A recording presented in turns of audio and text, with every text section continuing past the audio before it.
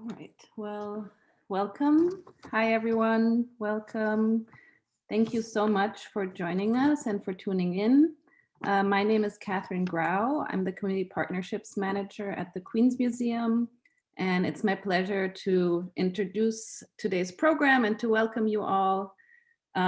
Today's program, A Tale of Two Waterworks, a talk by Jeffrey Kroessler, is presented by NYC H20 in conjunction with their community partnership exhibition, which is called Ridgewood Reservoir for the 21st Century, which is currently on view at the Queens Museum.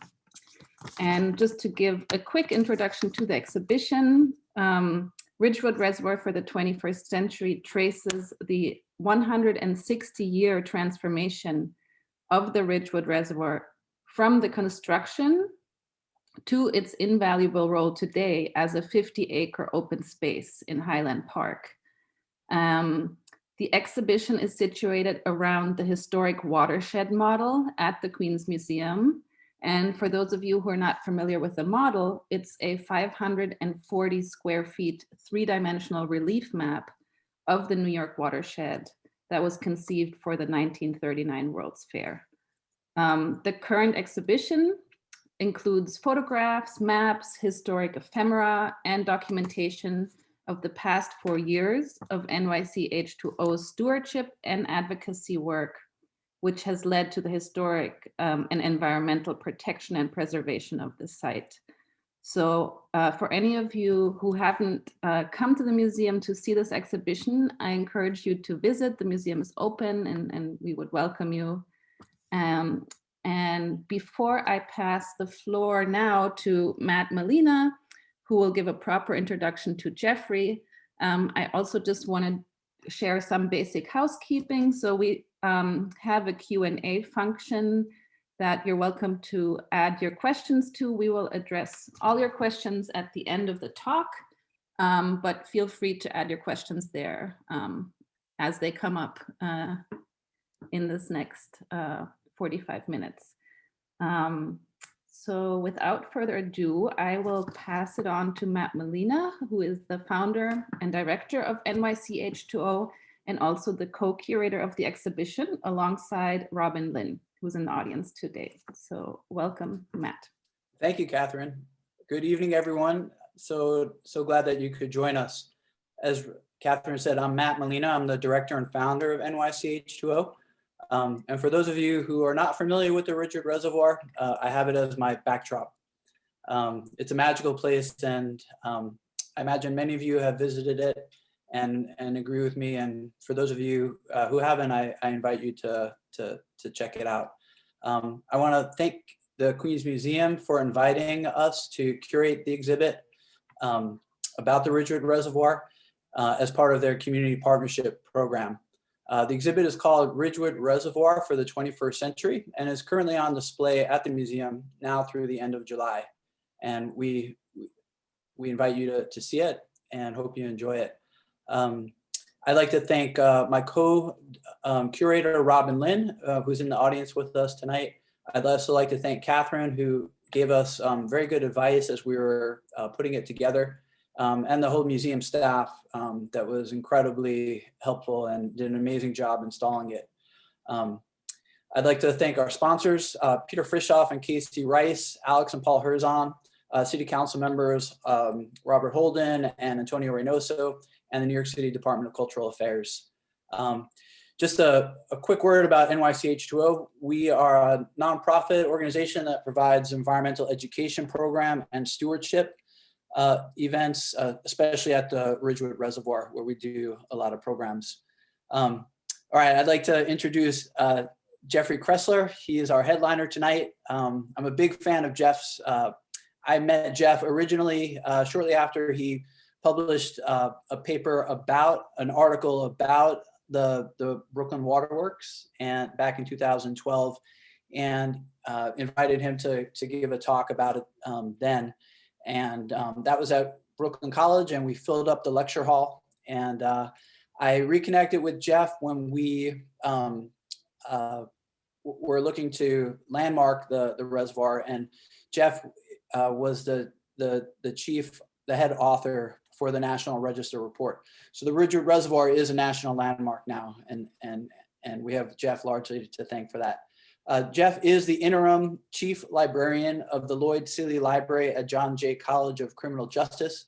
He's the author of New York Year by Year, the Greater New York Sports Chronology, and a book coming up in May called Sunnyside Gardens, Planning and Preservation in a Historic Garden Suburb. Jeff and his wife moved there several years ago, and they helped get it designated as a historic district in 2007. Jeff is also the president of the City Club of New York. And for those of you who are new to that, as I was, it's a good government organization, and they work to keep the city on their toes. So if you're interested in learning more, Jeff has an op-ed in the Daily News out a couple of days ago about the city's plan for Governor's Island. So you should definitely check that out. We'll drop that in the chat later on. Okay, without further ado, please join me in welcoming Jeffrey Kroessler. Jeff, the floor is yours. Thank you, Matt. Thank you, Catherine. It's a pleasure to be here. I wish we were in person because it's hard to know whether I'm getting any reaction, whether anyone is still awake. It's always difficult when you're speaking to a screen, but here we go. I'm gonna quickly stop. Oh, thank you. So that you can let me share your screen. Yes, I have to do that. Yes. Ready?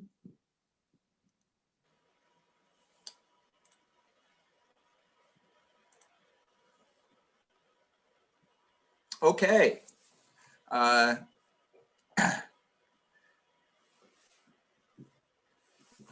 don't know how I became interested in the waterworks question, but I did some research about the Croton system, and I did research on the Brooklyn system, and it is intrinsically intriguing because it's water. This is a historic water fountain in Hempstead Lake State Park. Why is it historic? Because I believe that as a little boy, I drank from this very water fountain and developed a taste for a special kind of water. In the background is Hempstead Lake, Hempstead Lake State Park. And the water from this fountain comes directly from the aquifer, which is what the city of Brooklyn tapped in the 1850s to create its water system. And I don't know I guess we all develop a special taste for water. We think it's just water, but it does have different tastes. And this water fountain, this kind of water gave me whenever I go back there, I go out of my way to drink the water and think, yeah, it still has that interesting flavor. But that's not the water that people in Brooklyn drink today. It's not the water that people in New York City drink today. This is the water that people drink today. This is the New York City water supply system. It's actually 3 systems in one. We have, let me see if I can get my mouse going again. Okay, we have one. This is the Croton watershed system in Westchester County. And that was the original water system for the city of New York. It opened in 1842. But a miracle is they didn't begin construction until 1837. And it was completed in 1842. That's 5 years to build 2 massive reservoirs on Manhattan, a bridge over the Harlem River, a dam across the Croton River, and a 40-mile tunnel from Croton into Manhattan to carry the water, as well as the various bridges to get the water over high and low points, because the idea is that it's brought to New York by gravity. 5 years, and it was dug by hand. an awful lot of Irish laborers and other laborers going into digging this water system by hand in 5 years. I think anyone looking at the Brooklyn-Queens Expressway today would wonder why, if we can build a 40-mile water system by hand in the 1830s, we can't fix a road. But, you know, there we are. The second is the Catskills system up here. That was built again between 1907 and 1917. It came online in 1917 because the Croton system was at its peak, at its limit by 1900, and the city of New York needed additional supply. And because it's the imperial city, it says, well, we don't care what you think up there in Sullivan County, and we don't care. Like, it's our water because it's ours. And so the city was able to build the dams across the streams and create this water system, water supply, which was important because that water supply was now feeding not just Manhattan and the Bronx, but feeding Brooklyn, Queens, and Staten Island too. All of them coming from either Croton or from Croton or Catskill. And again, as the city kept growing, we realized that even those systems were insufficient. So in the 1930s, we began developing the Delaware water system, which is the tributaries for the Delaware River.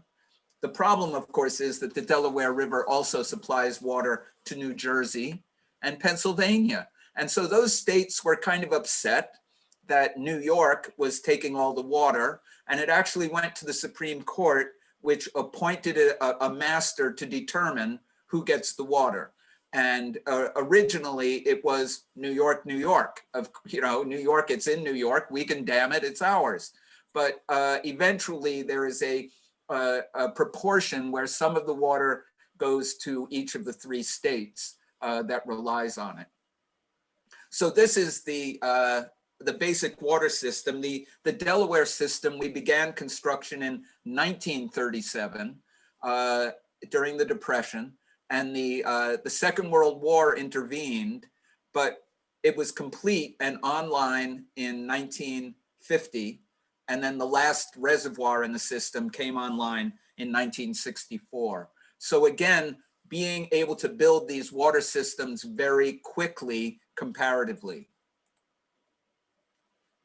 Why water?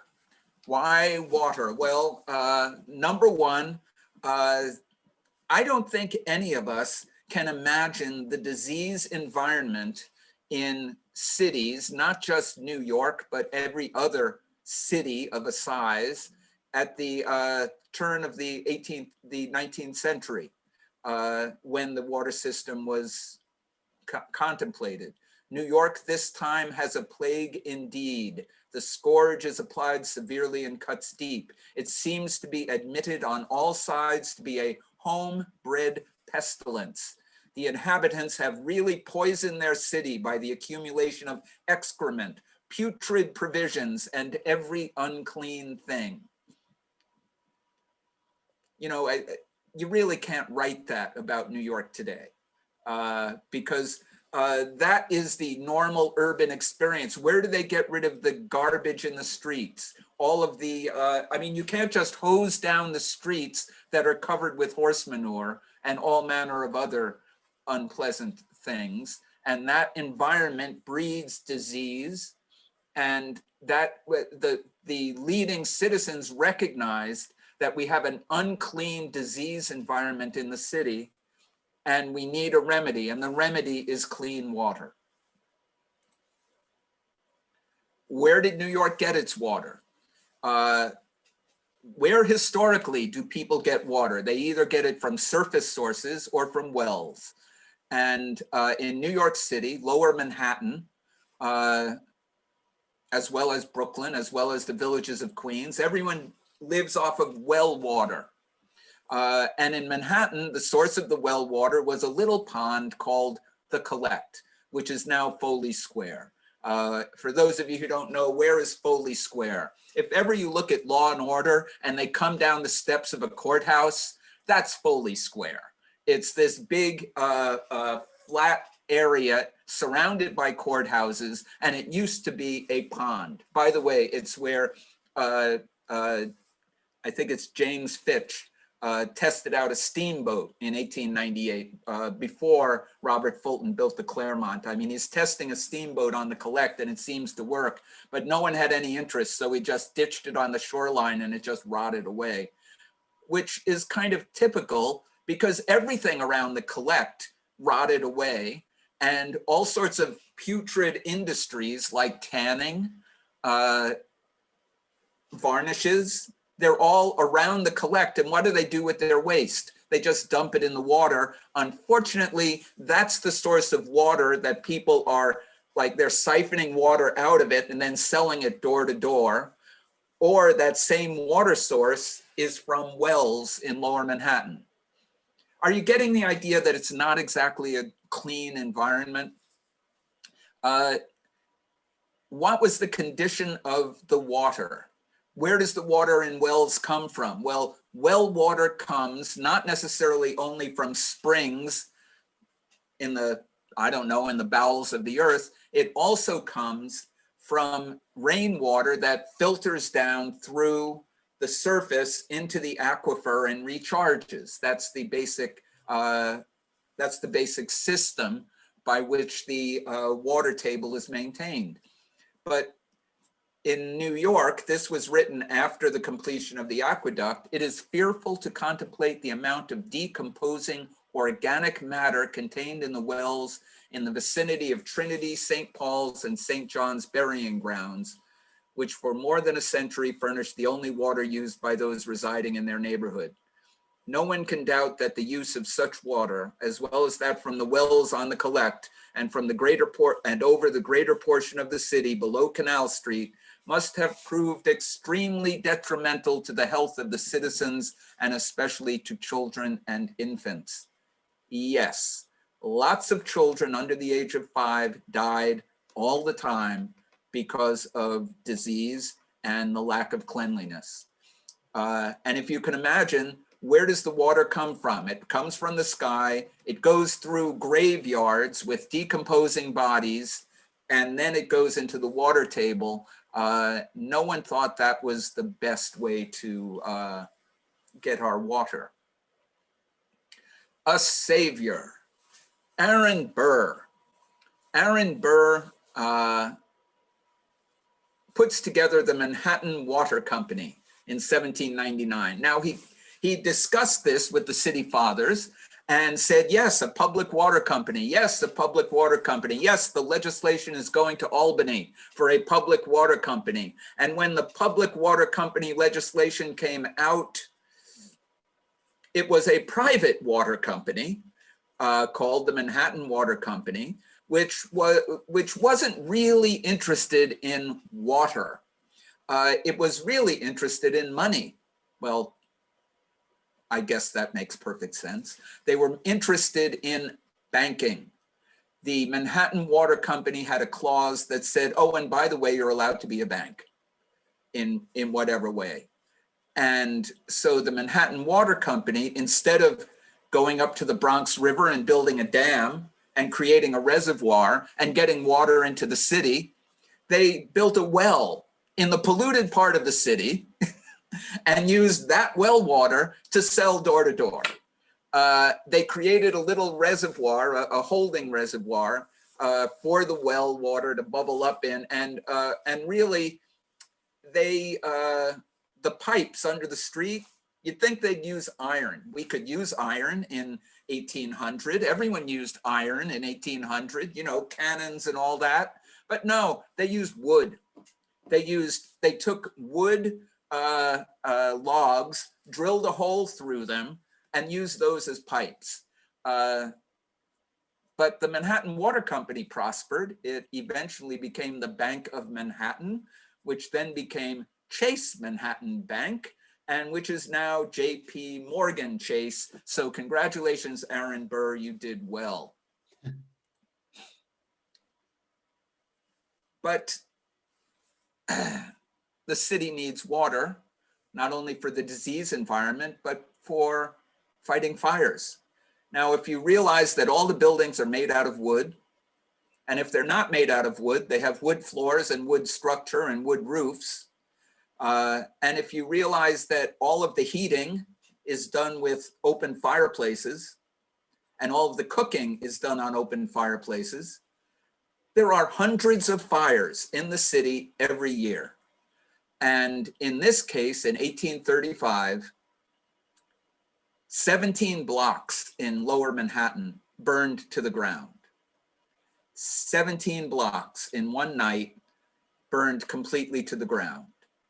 And the city realized that we cannot continue to be a world-class city with this kind of threat looming over us.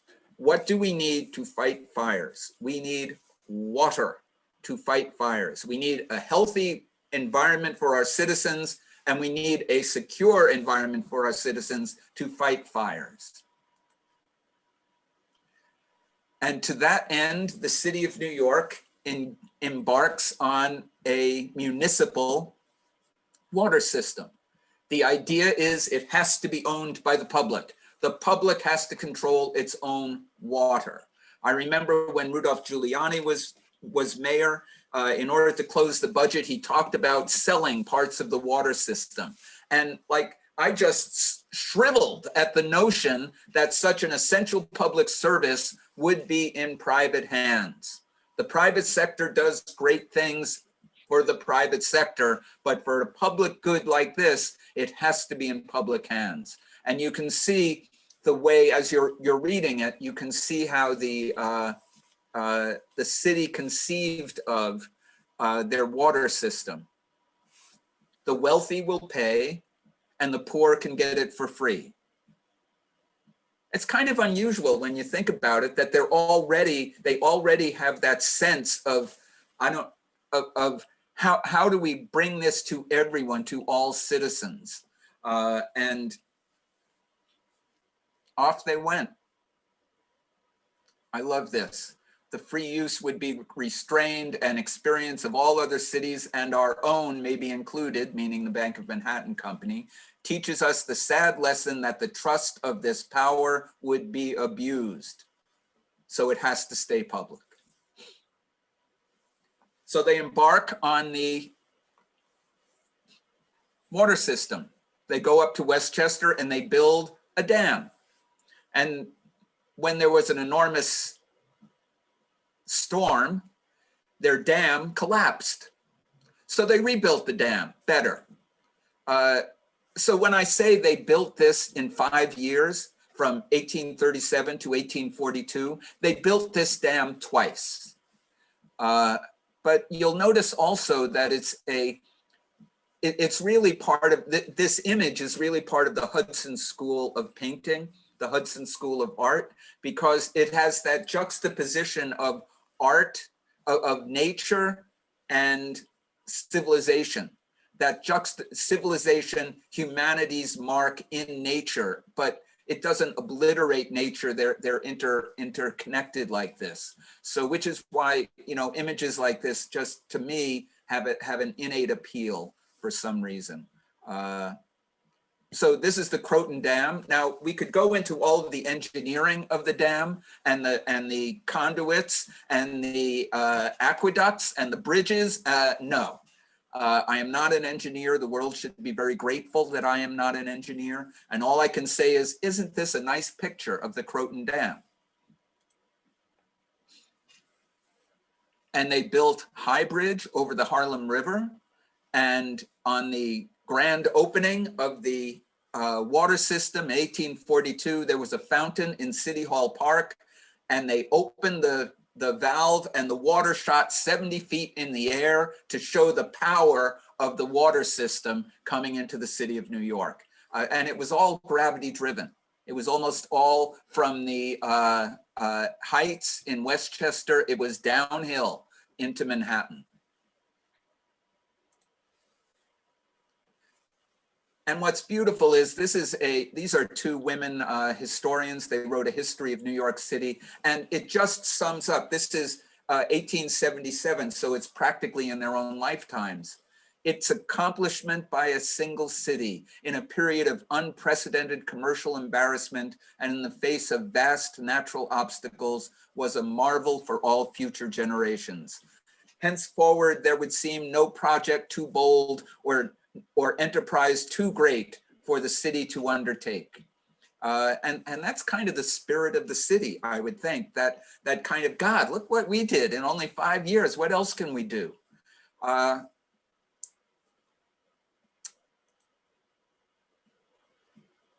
The system included the Central Park Reservoir.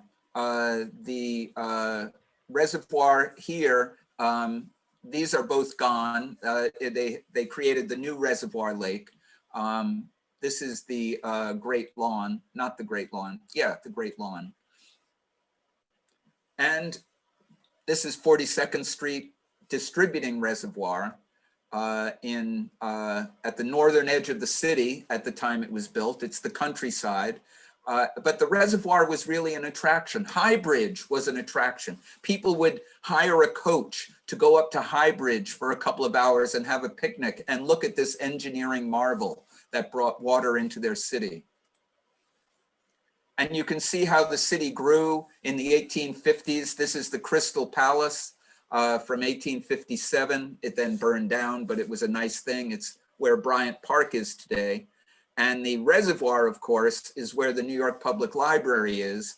And you can see that they had a promenade atop the walls of the reservoir. And people would climb up there and walk around and look at the city, because really it was pretty high for a lot of people living in 1- and 2-story buildings. And just by the way, I thought I'd throw this in, that's what's there today. The natural bucolic landscape is long gone, but here's to the research library of the New York Public. And this is what we got. This is what the city got for its water. Clean clothes in the tenement district. And you know, this isn't a small thing. You have to think, the water came directly to them. They didn't have to go out to collect gallons and gallons. How heavy is a 5-gallon tub of water? God, those women were strong. They had to go out and get lug 5-gallon jugs of water so that they could do the laundry and then do the laundry. I mean, oh, spare me. But water made this kind of urban living possible. Why else did we need water in the city of New York? New York was the capital of shipping. New York had the greatest harbor, but that wasn't going to last if we didn't have good water, because the ships would arrive from Europe, they'd arrive from the Caribbean, they'd arrive from South America, they would unload in New York and they would take on new loads, but they also had to be provisioned. And every ship needed barrels and barrels of fresh water for the return voyage. I mean, they can't drink seawater, so they need that water. And if you can't get good, clean water, you're going to Philadelphia, because Philadelphia had a fresh water system in the first decade of the 20th century, of the 19th century, decades before New York. And by the way, what else do you need water for? And this is probably the most important reason to have clean water. You know, you look at beer and you think beer is a beer, but really beer is mostly water. And where does the water come from? New York, before the Croton system, the beer was so bad that New Yorkers were preferring Philadelphia beer. Can you imagine? Philadelphia beer instead of New York beer, because the water was so terrible, the beer was even worse. So we needed clean water. Yes, clean clothes are nice. And yeah, I'm glad that the ships going back to Europe have good water. But really, what about the good beer in New York? And water made this possible. Remember also that the 19th century is the age of steam. and industry. Well, steam is water, and these industries are using, New York was the prime sugar refining center in the United States. And sugar refineries were using like 1 million gallons of water a day. Where are they going to get this water to keep this business going? And just how, so you have a sense of what it meant. New York grew slowly, and the water system came online here, and we were out of water. The water was completely polluted and unusable when we got before the system. And you can't imagine, how could the city of 800,000 people have no water? Now, if we're going to move over to Brooklyn, which of course is a separate system, and you can see that Brooklyn, oh, that's so charming. You know, 7,000 people in 1820 as opposed to 123,000 in New York. Small, but now we've got 100,000 people in the city of Brooklyn, and they're getting their water from wells, just like Manhattan was getting their water from wells before the Croton system. And so Brooklyn now needs a water system. And the question is, I mean, look at this, from 100,000 to 266,000 in 10 years. And this is the city. The water system came online in 1859, and this just in time for this enormous population boom in the city of Brooklyn. Brooklyn absorbed the city of Williamsburg in 1850 something because Williamsburg controlled the water sources. So they just put Williamsburg, the city, out of business and took control of their water plans. Where are we going to get water? Where does Brooklyn get water? Manhattan looks upstate to Westchester. Brooklyn looks out east to Long Island, where an ample supply of water for all public and private purposes for generations to come can be obtained from the streams on Long Island within 25 miles of City Hall. Samples from several streams have been analyzed, and the water has been pronounced to be of excellent quality. The imperial city of Brooklyn has its eye on Long Island. And this is Brooklyn right here. That's just it. In 1829, Brooklyn is a village at this little corner, and you can see the rest of Long Island is completely rural. And it's out here that Brooklyn is looking to get its water supply.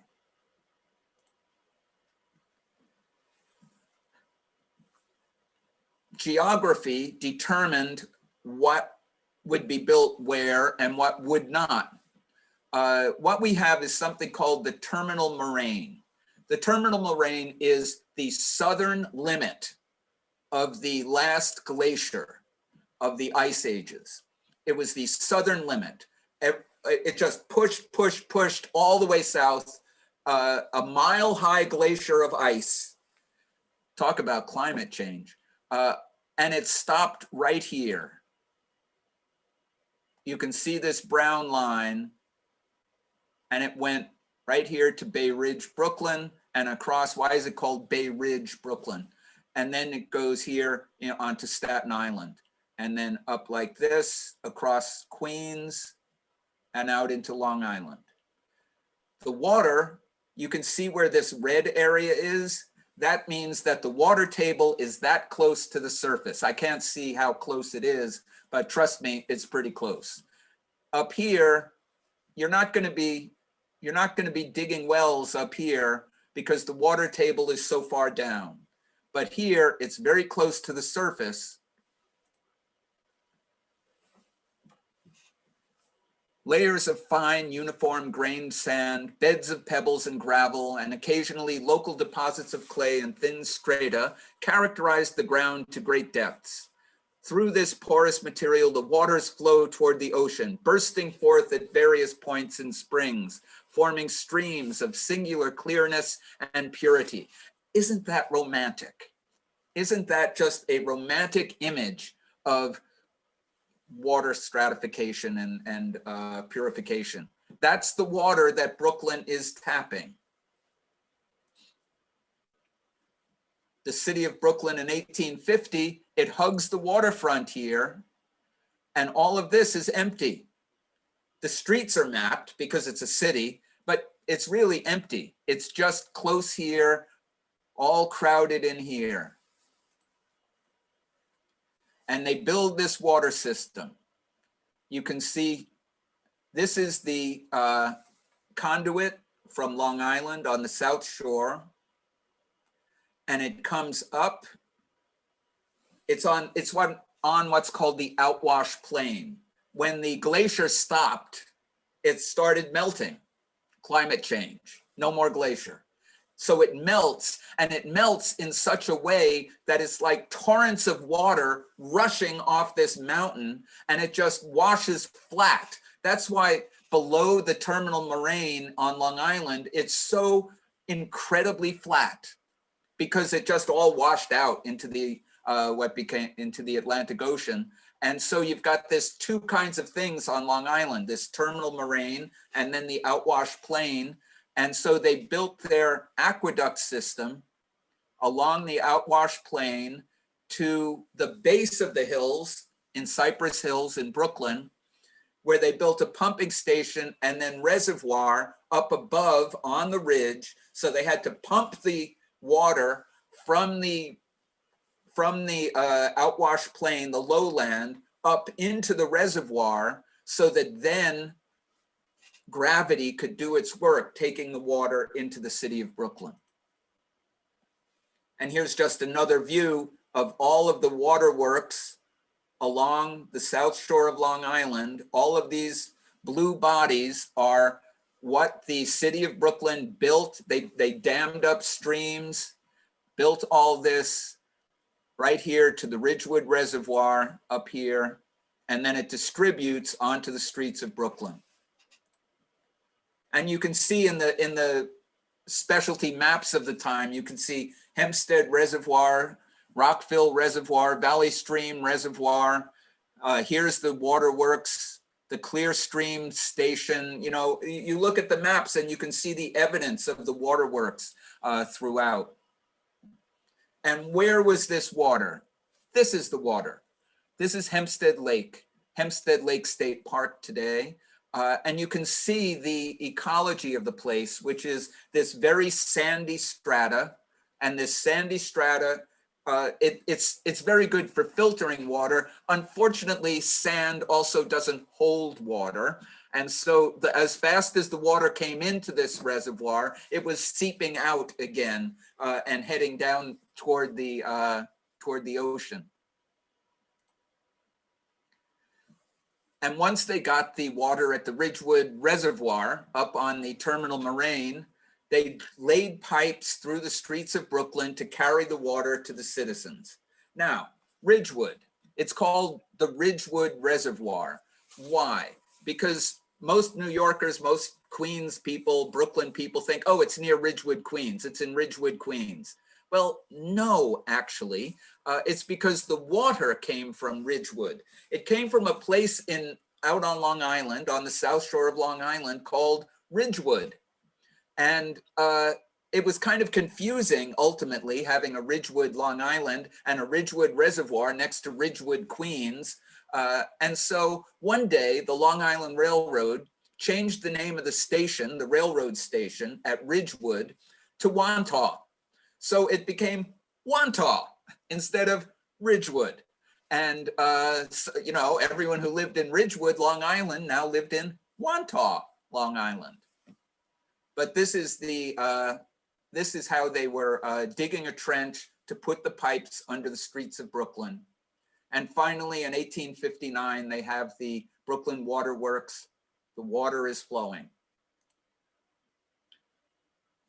In order to get the water up to the reservoir, they had to have an enormous pumping station. This is one from 1899, not the original one, and it was demolished in the 1940s. The interesting thing is most of the infrastructure for the Brooklyn water system is gone, except for the Ridgewood Reservoir itself. And this is the reservoir. This is the gatehouse where you can open the wheels to let more or less water out of the reservoir. This is the reservoir keeper's house. And this is a view of the reservoir looking out onto Cypress Hills. This is the outwash plain below the ridge. And out here in the distance, this is the pump station that is forcing the water that comes out from Long Island, and it pumps it up to the reservoir, and then gravity does its work. And the city of Brooklyn prospered. And they had great beer. Brooklyn was the beer making capital of America for almost 100 years. And it all came from the water. Where the Brooklyn Botanic Garden is, on Eastern Parkway, that is where the distributing reservoir for the Brooklyn system was. This is another view looking up at it.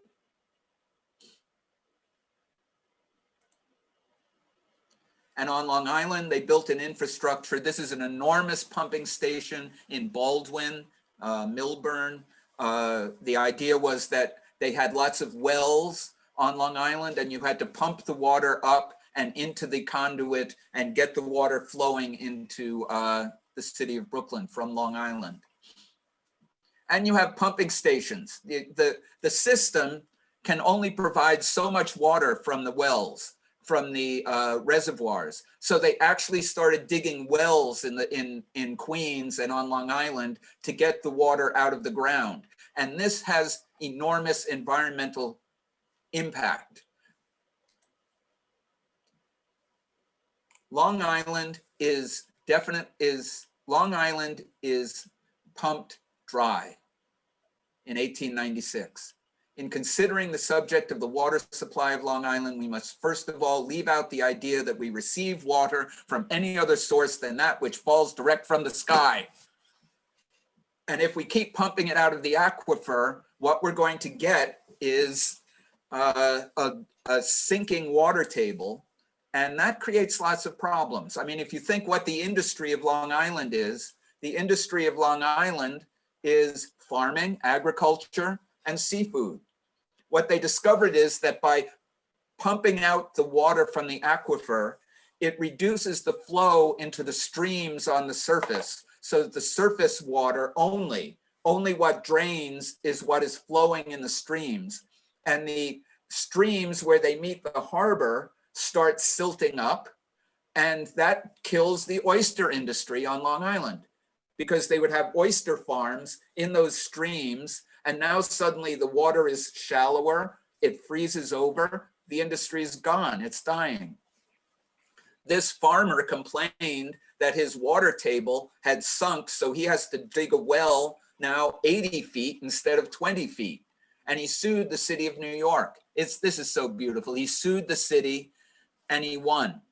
And then he sued again and he still won. And the city still didn't pay. And in 1909, after 10 years, the city isn't paying.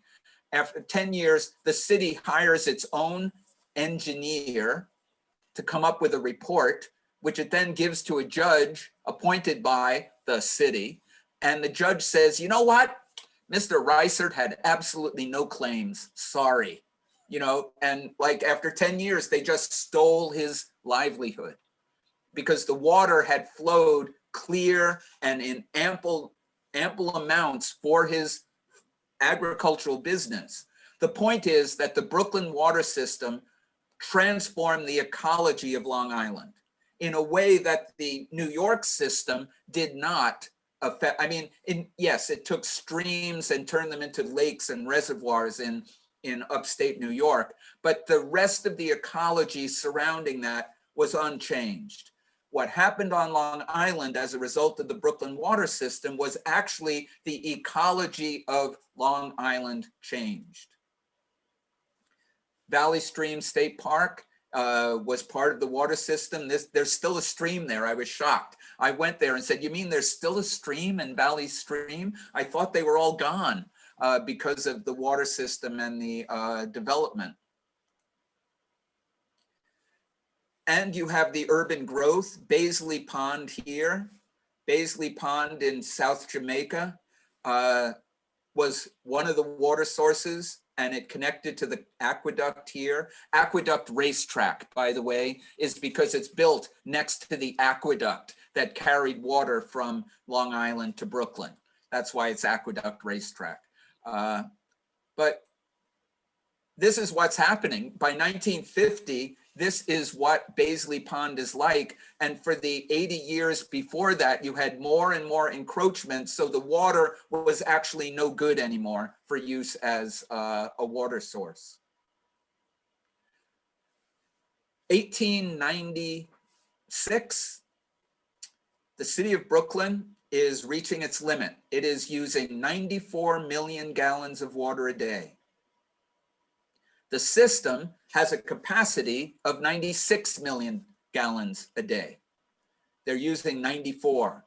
They don't have a lot of room for expansion. In other words, within a very short time, Brooklyn is going to have more people than water. So what do? Well, where do we get more water? The Pine Barrens on Long Island. We've already tapped all the water on the south shore of Queens County, which becomes Nassau County. So let's keep going out into Suffolk County. Except that Suffolk County said, we don't think so. And unlike what had happened with the New York City system, Brooklyn was prevented by the state legislature. They said, oh yeah, you can tap the Suffolk County Pine Barrens as long as you get all of the Suffolk County commissioners to agree. And that wasn't going to happen. So Brooklyn was not going to get their water from Suffolk County because Suffolk County saw what happened in Nassau County. This is still this is the water sponge for Long Island, the Suffolk County Pine Barrens, which is so essential to the future of Long Island. And let's hope Suffolk County protects it as much as they ought to. And just to see what the population is, in 1900, Brooklyn had 1 million people. Queens, nobody. But within half a century, you can see another 1.5 million people. 1.5 million people added. Where are they going to get their water? They're all, by 1917, Brooklyn and Queens are both tapped into the New York City system. Nassau and Suffolk are still relying on their own aquifer and wells. And you could see in 1900, 77,000 people in Suffolk stopped 1 million people in Brooklyn from getting water. But this is what happens in Suffolk. You can see that kind of growth. They wouldn't have been able to have that kind of growth. I don't know, good, bad, but that's what happened, absent water. Unfortunately for Suffolk, they don't have really a complete sewage system. So most of the houses for generations in Suffolk had septic systems, cesspools, and that of course leaches into the ground surrounding. And that of course percolates down into the aquifer. And so you have this threat to the aquifer in Suffolk.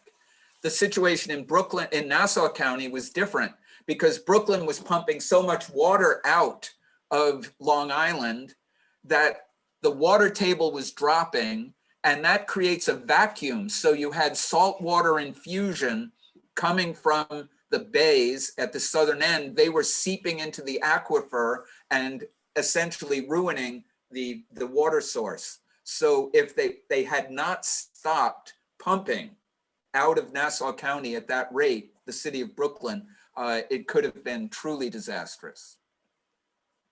And what happens to the infrastructure? The pumping station was intact a generation ago. It was allowed to deteriorate. I just boggles my mind, the waste of these public resources. How possibly can we allow it to just decay? And this was the base of it, this terracotta Brooklyn Waterworks. I just think this is a great photograph, that's all. And what happened to the Brooklyn system? After Brooklyn taps into the New York system in 1917, it's still using Long Island water sources and wells until 1950, and even beyond in some cases. But the water sources that had been on Long Island become parks. Hempstead Lake State Park, Valley Stream State Park, the lake in Valley Stream. Robert Moses looked at these lands and said, parks, the magic word. And he did. He created these public parks, a bathing area. What had been the reservoir is now a bathing area. And this is now the pond today. It's completely confined and tamed, but this is the same place. Brookville Park in Rosedale, Queens, another one.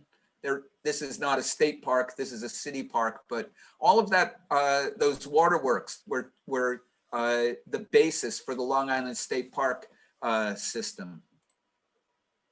And what about the Ridgewood Reservoir? This is the location. In Forest Park is here, and then Highland Park is here, surrounded by these cemeteries. This is looking south toward the outwash plain. And the reservoir is right up here at this high point. And here, this is what it was. It was completely abandoned, but it was intact, but abandoned. It had silted up in places. A natural water system had created in here, which made this one of the great flyways for migrating birds in the entire region. It is an ecological resource that is unrivaled. And if you have not wandered through the Ridgewood Reservoir, I suggest that you take a day trip there. This is the reservoir at the high point, looking, I don't know, what's that in the distance? Looks interesting. Anyway, what's in the distance? All of this development, all of these millions of people were made possible by this. So thank you. Beautiful. Thank you, Jeff. What a great talk. Thank you. I learned so much. We'd like to open up the Q&A now to questions. So please type your questions in the Q&A at the bottom of your screen, and we'll start to answer them. So let me start at the top.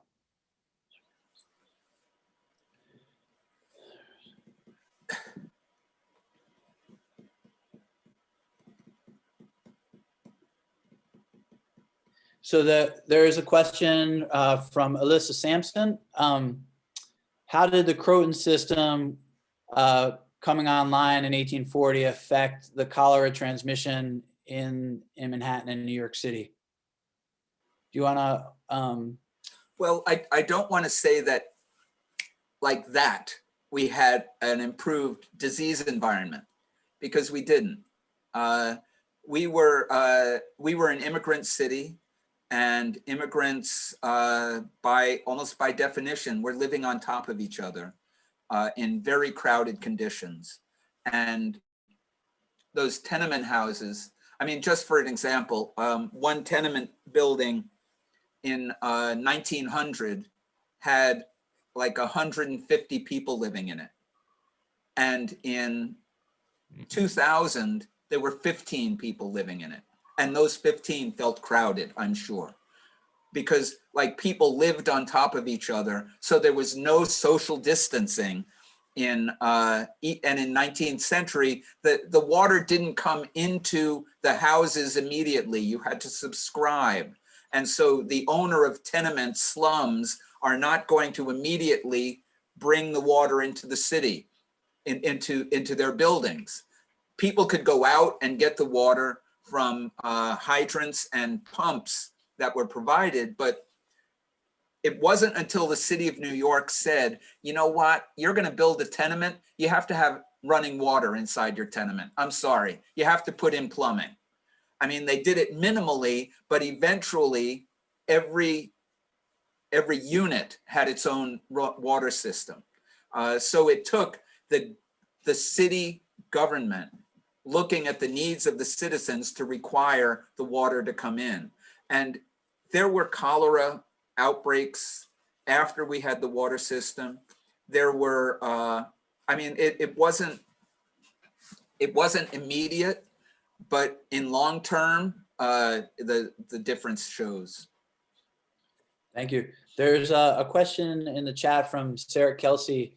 She asked, how was the agreement reached between Brooklyn and New York City? I imagine she's referring to the consolidation in 1898. And can you speak a bit about the role that water played in that consolidation? Well, it was kind of a shotgun wedding. Brooklyn wasn't entirely an unwilling bride, if you want to put it that way. What was interesting is that in the discussion, it was in the 1890s is when they were discussing consolidation, creating Greater New York, which would be the 5 boroughs. The idea was that you wanted one city to control the entire harbor. That was where the money was, and so that's what you really needed. But what was the discussion? Well, New York had a very corrupt political system. Do we really want that in Brooklyn and Queens? No.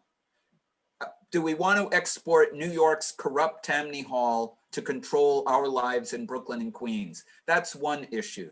The other issue is the crowded tenement systems in New York. Do we want that spreading into throughout the 5 boroughs? I mean, all of these issues, the water system was not explicitly discussed too often as a reason for consolidation, but Brooklyn was out of water. It had no choice. It could not tap any more water out in Suffolk County with the Pine Barrens. And the system that it had was at its maximum, and it was already showing signs of deterioration with saltwater infiltration and those kinds of things. So there was a vote in 1894, should the 5 counties become part of the city, and the city voted yes. Brooklyn slightly voted no, just by not an overwhelming majority, but just slightly no, but it was outvoted by the rest of the city. But it wasn't a real vote. It was just like a beauty contest. What do you think about this? And the real business was taking place in Albany. The interesting thing is that when it was consolidated, only the western part of Queens was made part of the city. And the towns of Hempstead, North Hempstead, and Oyster Bay, which had been Queens, were left out. So a year later, they became Nassau County. Thank you.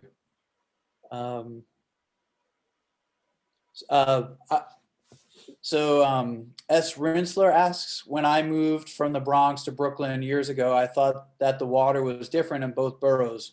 One seemed harder than the other. Harder is a reference to mineral content. Was I correct? So I'll answer this one. Thank you, Matt. Sure. So the Bronx does get much of its water from the Croton system, which is sourced in Westchester. And that water is different in composition from the Catskill water. Brooklyn only receives its water from the Catskill reservoirs. So the difference can be noticeable. I hope that helps.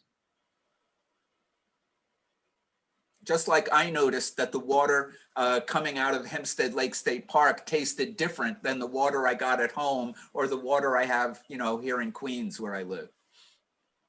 Thank you. Lloyd Truffleman asks, what about the Jamaica water supply? Well, that's an interesting sidelight because even after the city of the New York system was extended to Brooklyn and Queens, Southeast Queens, Jamaica and South, still relied on wells, and they had a separate water system. And it wasn't until the late 20th century when that finally went offline. And it went offline in part because the groundwater was increasingly polluted. Actually, in 1970, there was a spill, a chemical spill of dry cleaning fluids, and that percolated into the ground, and it really polluted the aquifer in parts of where the Jamaica Water Company was getting its water. But if you drive around Baisley Pond Park and places like that, if you go to South Jamaica, you can still see the wells, and they're still in place. And during a drought in the early 2000s, they actually did bring that water system back online. But the city finally bought it out. Great. Thank you. Okay. Somebody asked, where does the name Croton come from? Any relation to Crotona Park in the Bronx? No idea. Okay. Somebody asked, why didn't New York City use Hudson River water in the 1800s? And I can answer that just quickly, that the Hudson River is brackish because it flows into the bay. So it's brackish all the way, well, up to Newburgh, maybe even a little further. That said, in the event of drought, and I think in the 1960s or 70s, we did source water from the Hudson River, but all the way up by Poughkeepsie, there's a pumping station. So, but the quality of the water isn't great, so we try to avoid that at all costs, or the water utility tries to avoid that at all costs. So I hope that answers that question. Somebody asked, did water persuade Brooklyn to join NYC? And Jeff had answered that before. Okay. And then somebody asked, will the Long Island aquifer ever get deleted? I'll just answer that quickly. So the wells that were being used up until about 10 years ago in Queens County are not being used because the quality of the water is not as good as that's coming from the Catskills and the Croton system. So the aquifer is actually rising and rising considerably, and that has led to different problems where people who have homes in Southeast Queens, they often experience flooding in their basements when it rains because the water table has risen as a result of no more pumping from the aquifer. I hope that answers that question. That also happened in the city of Brooklyn as well, because they had depleted the aquifer in Brooklyn. And when they constructed even the subways and the foundations of buildings, it was dry. But now that the aquifer is recharging, because we're not pumping out of it, they have water problems which had not been designed for. So, and I just realized, as far as the aquifer in Nassau and Suffolk County, I can't speak to that. So, but it's a good question. But in Queens County, the aquifer is definitely rising.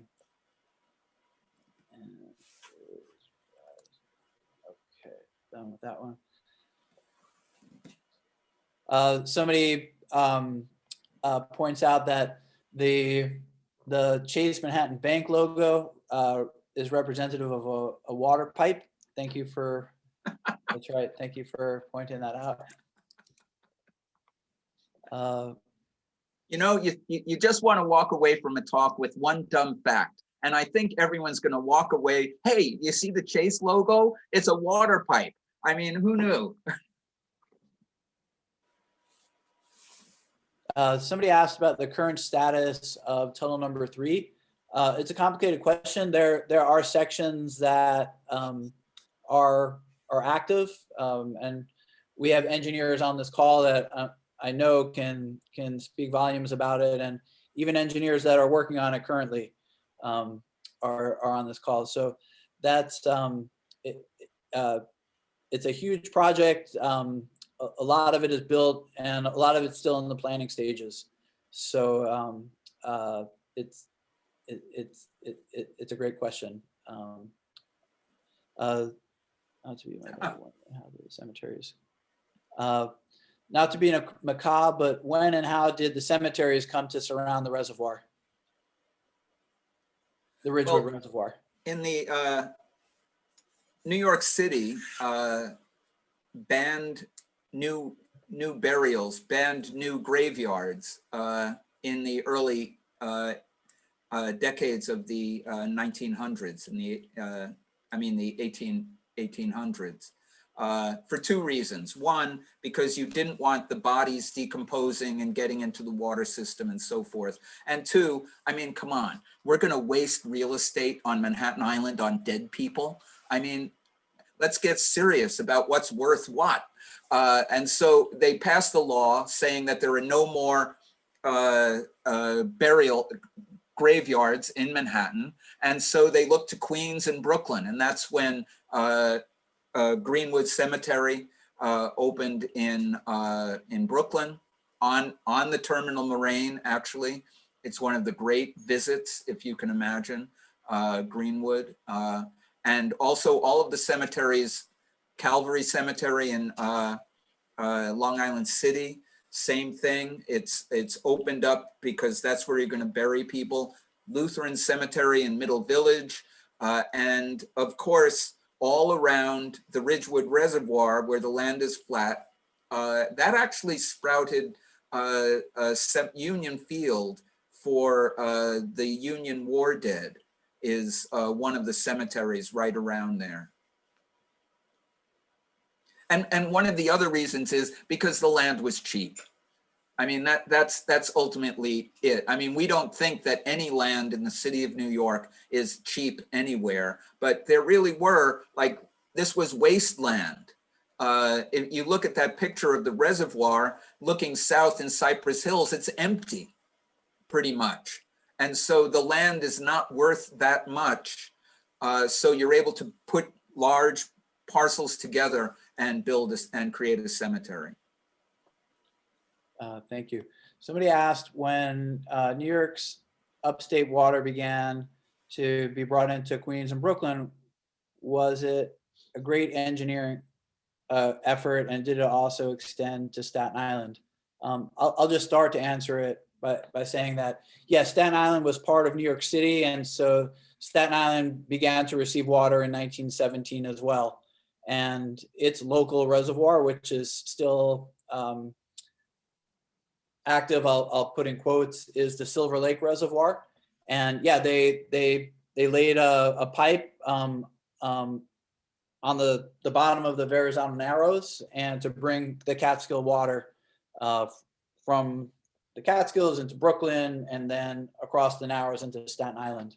So that was all part of the design. Jeff, do you want to add anything to that? No, that's it. Staten Island is part of New York. I know that a lot of people think they shouldn't be, but they are. And so they have, they have a right to the water as well. And it's essential that all of New York share in the same water system. So somebody asked a question that brings us back to your answer to the first question about tenements and disease. When did the last New York City residents get running water? And do you know when all households got hot water? Well, again, that was, they had housing reform acts. You think that you have the elite in the city, and then you have the downtrodden in the city. You've got the real Americans, the American-born people in control of the city, and then you have the immigrants and the needy. And you think that their interests are completely separate. But what you had in the city, yes, you had landlords who are creating these horrid tenements, but you also have the city elite saying, that's not right. People can't live like that. It's not good for the city to have people living in these conditions. So we passed the series of tenement laws beginning in the 1870s and in 1900. And again, I can't remember the exact dates, but we passed these laws, and each law says you have to have windows in every room. You have to have indoor plumbing. You have to have, every one of these amenities that we take for granted was not put in place by the goodness of the heart of the landlord who builds the tenement. It's put in place because it's the law.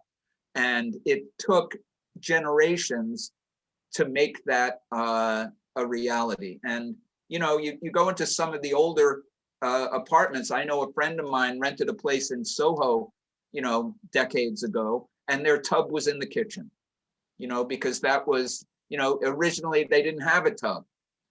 So they put one in the kitchen, not them, but an earlier tenant. Okay, let's do 2 more questions. And then I want to thank Jeff again for such an interesting and informative talk. To what extent did Brooklyn's use of Long Island's water inhibit development on the island? Well, Long Island wasn't going to develop at a rapid rate at the time that this was going on, because it was really distant. And the economy of Long Island was, in fact, a very agricultural, rural kind of, it was farming, and it was aquaculture, fishing, and that kind of thing. That's what Long Island provided for the city of Brooklyn and the city of New York. And that depended on the quality of the water and the quantity of the water available to those businesses, those lifestyles. Farming, not really a business, not really a lifestyle, it's farming.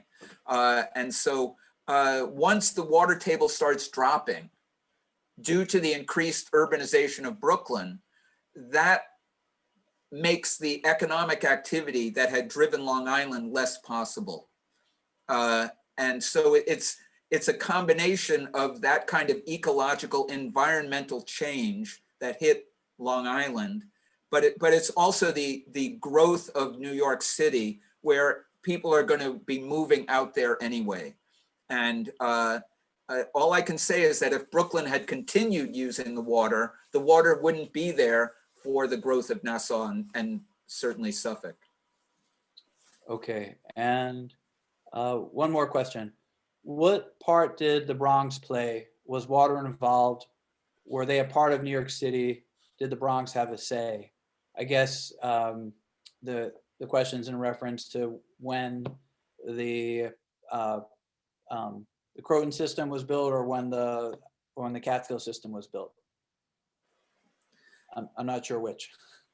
Well, the Bronx did not exist until I think 1914. Yeah, there were people up there, and I guess they called it the Bronx because it was the Bronx River, which actually was one of the ideas for getting the water to the city was, oh, let's dam the Bronx River.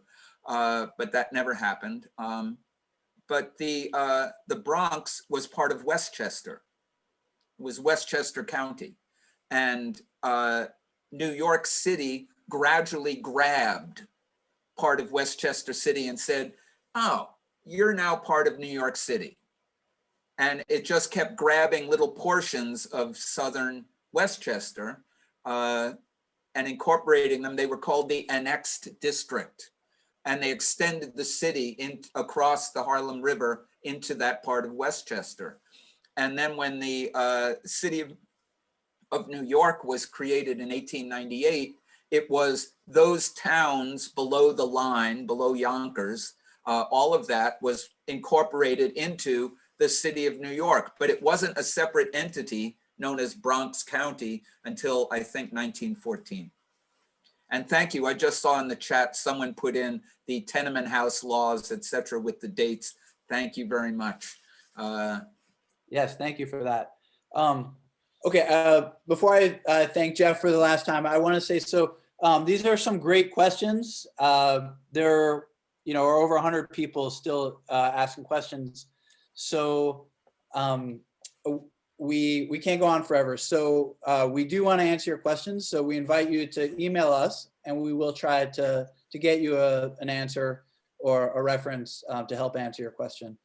I know that when I am in your position, I at least like to be acknowledged. So we'll do our best to do that. And on that note, I want to thank Jeffrey for such an interesting and information-packed talk, and putting the pieces together and telling the story, the history in such an engaging way, making it a story and bringing it to life. So thank you. I really enjoyed it. I want to thank my colleague Lana for helping us run the show. Lana Rinsler, thank you. And I want to thank Catherine for making this happen in the Queens Museum. Catherine Grouse, thank you so much. And thanks everybody for participating tonight. We hope to see you again at another talk coming up. We'll have a talk about subway reefs. Those are the old subway cars that got turned into artificial reefs, and that'll be coming up at the end of the month, and we'll be posting about that shortly. So thanks again, everybody, and have a great night.